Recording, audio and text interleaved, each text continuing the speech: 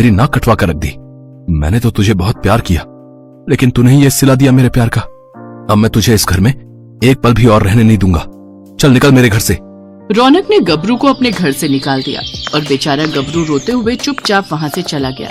हालांकि वो ज्यादा दूर नहीं गया। अरे रुको रुको, इन्हें क्यों फेंक रहे हो? इन्हें रहने दो, मेरा मतलब है किसी के काम आ जाएंगे।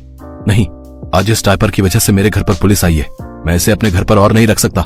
रौनक ने वो सारे डायपर उठाकर फेंक दिए। उस रात शर्मिली टेंशन के मारे बिल्कुल भी नहीं सो पाई और वो सारी रात भर जागती रही। ऐसे ही 2-3 दिन तक तो शर्मिली सोई नहीं, लेकिन फिर एक रात उसकी आंख लग गई और आंख लगते ही जिस बात का डर था वही हुआ।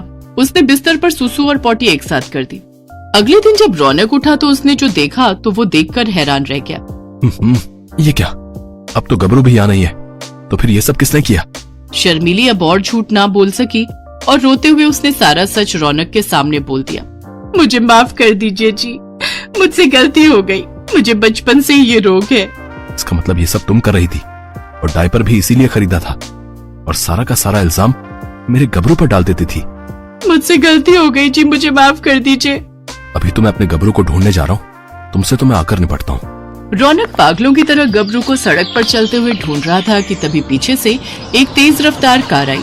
वो रौनक को टक्कर मारने ही वाली थी कि गबरू ने रौनक को जोर से धक्का दे दिया। रौनक दूर जा गिरा। रौनक को बचाते हुए गबरू को हल्की चोटें आ गई। गबरू, मेरा गबरू, तुझे तो चोट आई है। मैं अभी तुझे हॉस्पिटल ले चलता हूँ। रौनक गबरू की मरहम पट्टी करवा कर उसे घर ले आता है। देखा शर्मिली, आज तुम्हारे झूठ की वजह से मेरे गबरू को चोट आ गई। आज मेरी जान बचाकर उसने अपनी जान की बाजी लगा दी। मुझसे गलती हो गई जी। अगर मैं अपनी बीमारी आपसे नहीं छुपाती तो आज ये सब नहीं होता। कोई बात नहीं शर्मिली, हम तुम्हें डॉक्टर के पास ले जाएंगे और तुम्हारा इलाज करवाएंगे। हाँ बहू, तुमने अपनी गलती स्वीकार कर ली, ये बड़ी बात है। रौनक और शांति शर्मिली को अच्छे से डॉक्टर के पास ले जाकर उसका इलाज करवाते हैं।